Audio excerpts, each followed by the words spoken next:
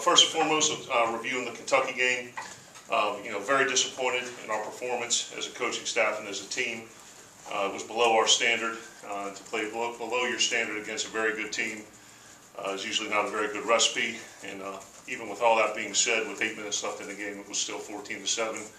Thought the defense did a good job keeping us in it.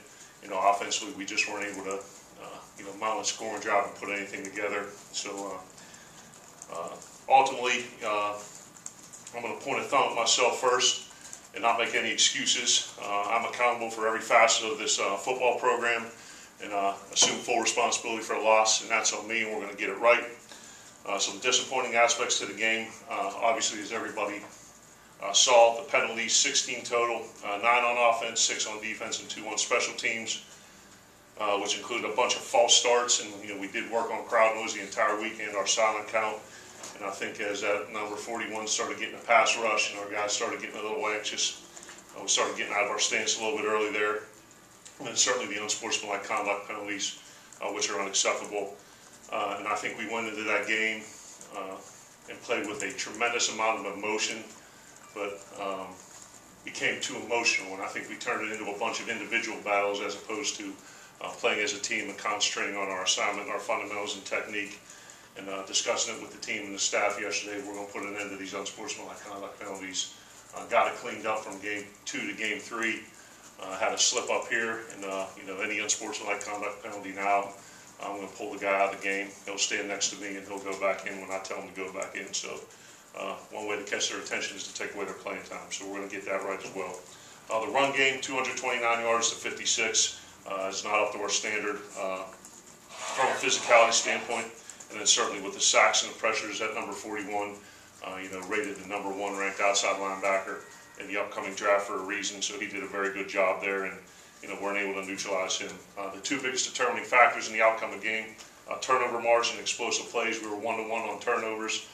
Brian Cole had an excellent interception, but unfortunately we turned one back over that led to a score for them. And then explosive plays, and this was probably the most disappointing aspect for me from an offensive standpoint. That after 3 successive weeks of having 20 or more, or right in that range, we were limited to 3, 2 passes and 1 run, and then we gave up 10 explosive plays by our parameters on defense, 8 runs and 2 passes. I think we showed flashes. I don't think we were nearly consistent enough. We were behind the sticks a lot offensively because of penalties, and as a play caller, it's hard to get into a flow of the game in that regard, and certainly, credit to Coach Stoops and his staff for an overall game plan and a defensive game plan. But as myself and our coaches, our job is to make sure that during the week with our game plan and with our play calls that we're putting the kids in position to be successful. And as the players, their responsibility is to make sure they're practicing, not playing, and when we make the right calls, that they're executing them. So we're all in it together. We win as a team, we lose as a team, but ultimately, those 2 things are combined. The coaches putting the plan together and making good calls, and when given an opportunity, the players executing it. That's what we need to do moving forward. And kind of put closure to the game, as we said to the team yesterday, we were going to watch the film, we were going to learn from the film, and we were going to forget about the film, right? And then we're going to turn the page and move on to Florida. Need to be able to handle, as we mentioned throughout camp and throughout the beginning of the season, need to be able to handle prosperity, which we've done very well in our 3 wins. Need to handle adversity, which now we're forced to confront with this 1 loss. And we can't let the same game beat us twice. So we can't let the ramifications or collateral damage of this Kentucky game affect us in the Florida game. We're moving forward. As I told the team, all the goals that we want to accomplish for this season are still in front of us. And I mentioned to them my first year at Penn State in 2016, where we started off the season 1-2, beat Kent to open the season, lost to Pitt at Pitt on a last-second interception, 42-39. Very heartbreaking loss against a rival. And then proceeded to go up to Ann Arbor and get shellacked by Michigan 49-10. And it was kind of a very humbling experience. And we kind of rallied everything together and came back in the next game, beat Minnesota in overtime, and continued to run the table and win a Big Ten championship and play in the Rose Bowl. So certainly everything that we want to accomplish is in front of us, and to have the type of success we need moving forward is not without precedent. And ultimately, the best way for us to predict our future is to create it. Okay. And we believe in that. And last thing as it pertains to this game, that ultimately that I'm single-handedly responsible for elevating the expectation level amongst our players, amongst our program, and amongst our fans by using the term championship standard. And I'm fine with that. And I'm not going to apologize. I'm not going to backtrack.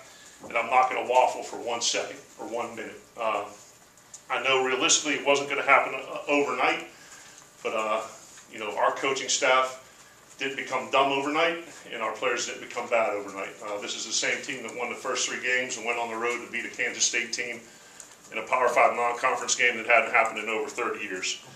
So, one loss won't define this season, and one loss won't define this team. And I promise you this, we're working tirelessly, and we're going to get this friggin' thing right. So, hopefully everyone understands that the standard is the standard. We're not going to change anything in our approach. And one game is not going to define this damn team, and we're going to get this thing back right. All right, there are no players of the week or scouts of the week or helmet stickers, Brett, when we lose a game. All right, student athletes of the week are Jesse Jackson and Fletcher Adams. Okay, injuries this week, Justin Johnson has a lower body, and he's day-to-day. Jamal Peters has a lower body, and he's still out indefinitely. Shamar Kilby-Lane has an upper body, and he's day-to-day. Tyler Williams has a lower body, and he's day-to-day. Excuse me, and Marquise Spencer has kind of had a nagging upper body injury that we decided to go on ahead and we're going to get surgery on that. He's going to miss the rest of the season with that, so Marquise is going to be out with that. So those are our injuries. Okay, moving forward to Florida, obviously a lot of this probably does not need a review. The head coach is Dan Mullen, has had a tremendous amount of success as a coordinator at Bowling Green, Utah, in Florida, and obviously a tremendous stint as the head coach here at Mississippi State. Florida's 3-1 this year, coming off of a great win against Tennessee, where they had created 6 turnovers and scored over 40 points. And going to the offense, Billy Gonzalez and Coach Hevesy are the co-coordinators. They're a spread team. They run 11 and 12 personnel, inside zone counter, try to stretch the field horizontally and vertically, averaging 41 a game, and showing great balance around 200 rushing and 200 passing per game. Felipe Franks is off to a good start. He's thrown for 12 touchdowns so far this year. The wide receivers Van Jefferson and Freddie Swain are their kind of go-to guys. And then Jordan Scarlett, the running back, loose of breaks tackles, has a very good burst. Defensively, the coordinator's Todd Grantham. They play a multiple 3-down front, get into some 4-down and 3-down looks. Play some match and quarters coverage, do a real good job on the back end. When they get you into 3rd down, have a very exotic and extensive blitz package. They're number 1 nationally in takeaways with 14. As we mentioned, they had 6 in the last game. Number 9th in the country in pass defense and 12 in red zone defense. Their top players are number 92, Jabari Zabiga, very aggressive playmaker off the edge, 5 tackles for loss and 2.5 sacks. Chauncey Gardner's an all-SEC player, very good blitzer. And then C.J. Henderson, the corner, number 5, physical, 2 forced fumbles, 2 tackles for loss, and a sack. Special teams-wise, the coordinator's Coach Knox, very fast and physical, highly productive unit. Number 1 in the SEC in kickoff coverage and punt return. They block 2 punts and have 1 punt return for a touchdown. So certainly in that hidden yardage battle, they do a very good job there. Freddie Swain, the receiver, is the punt returner, averaging 24 returning with a touchdown. And then the punter, Tommy Townsend, net of 41 yards, 6 inside the 20, 60% fair catches, and a very accurate punter. All right. Our keys to victory for this week is that our approach is going to remain consistent. It's going to be through our preparation, our effort, our execution, our ability to successfully eliminate distractions, and play a full 60 minutes, 1 rep at a time in the championship standard, and understanding there will be a certain emotional component attached to this game, and for our kids to understand that that's going to be part of it, but still not allow that to, as I mentioned, to distract them, and make sure we have a great week of preparation. All right, with that, any questions? Get a mic to you, Paul. Looking at the film against Kentucky with what Josh Allen was able to do, and obviously he's a special talent, but what do you see moving forward with that issue with offensive tackles, maybe getting them some help, or is that something that just depends on a game-by-game situation? Yeah, we had a plan to chip in with the running backs,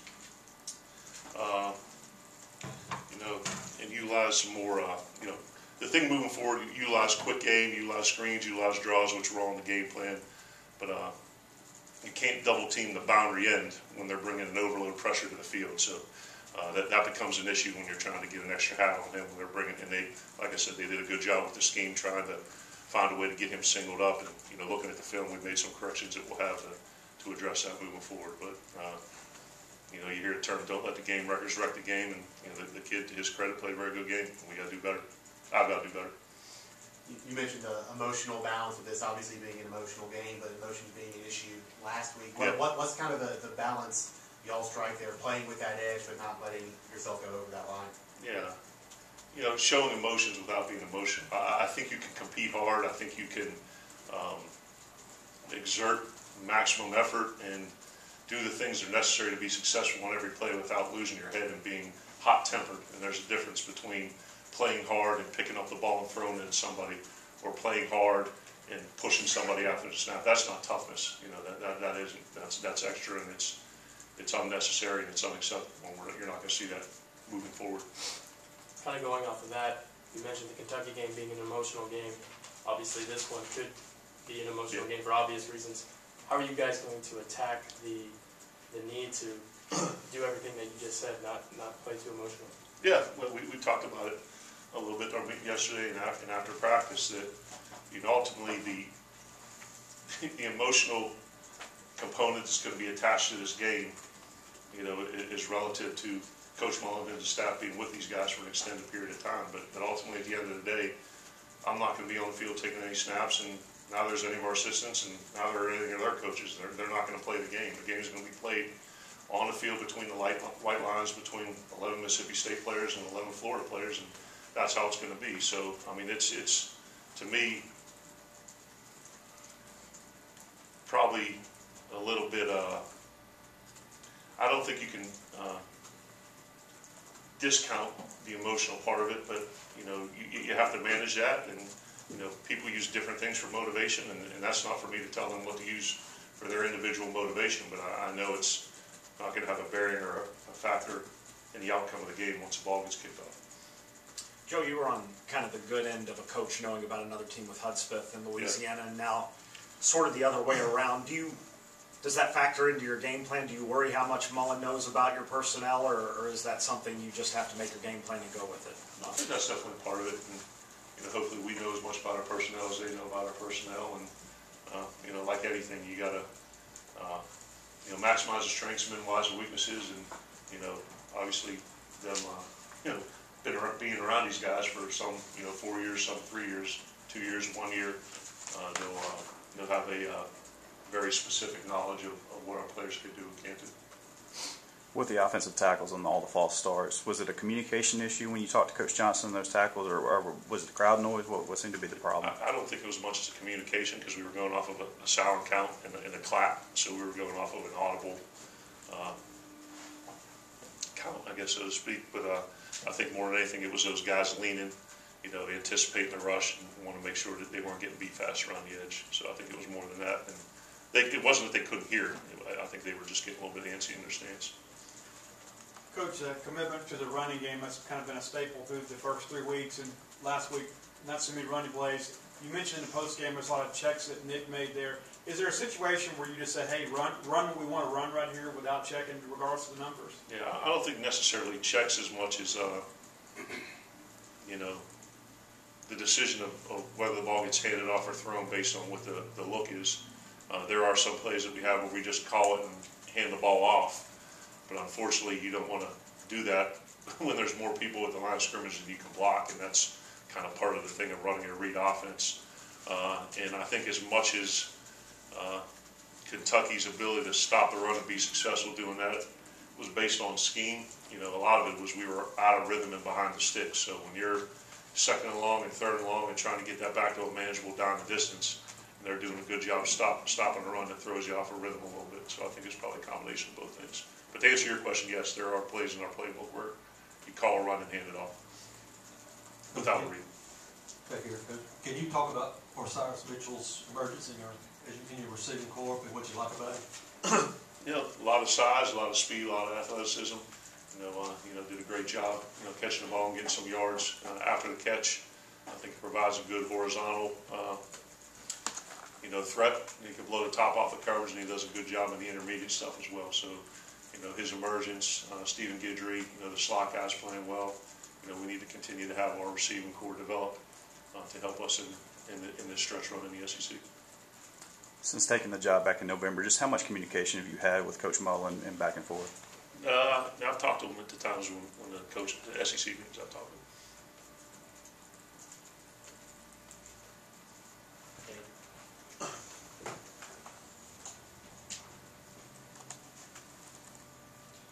There was some concern nationally that because of the new redshirt rule, that after 4 games it would kind of create sort of a free agency thing, where guys didn't like the role or something like that and they might transfer. Have you had to deal with that at all? Has there been any massaging of egos? Is anyone leaving the program, or has that kind of been a non-issue here? Well, I think everyone's aware that Jamal Couch decided to transfer. I think that's been discussed already. But I think that's just part of the landscape now, that you create a rule and it's positive on one end. It allows some of your true freshmen to gain game experience without exhausting your eligibility. But it opens up another window where returning players who may or may not have used their red shirt, have red shirts or eligibility remaining. After 4 games where they don't like or they're not happy with their role on the team. So in terms of it being a trend, or I'm not sure what it is across the national landscape, but that's one thing probably after a year or so we'll look back and say, is there a better way that we could have done this rule? With Jamal being out indefinitely, is Chris Rayford still a full-time corner? Yes, sir. And did y'all send any plays from the Kentucky game to the SEC from an officiating standpoint to be reviewed? Yep. Can you say which ones? We get the response back on Wednesday. Okay. Yeah.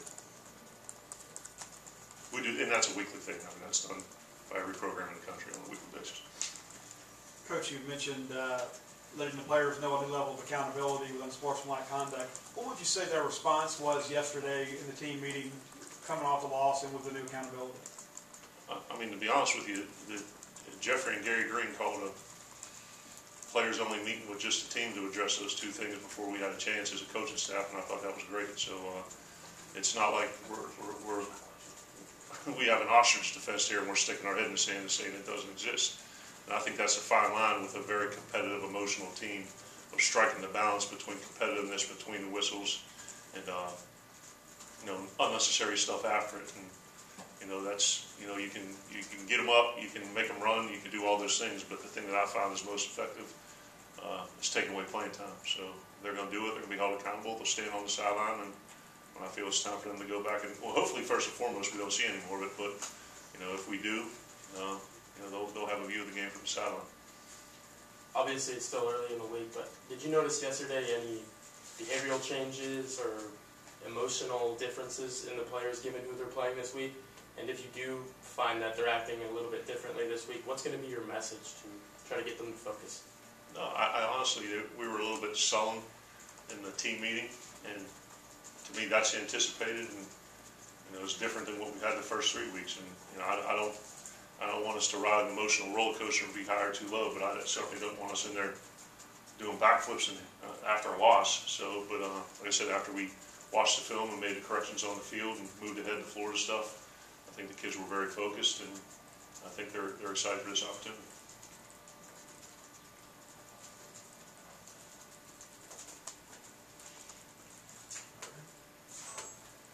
Great, thank you. All right, appreciate you guys. Hail State.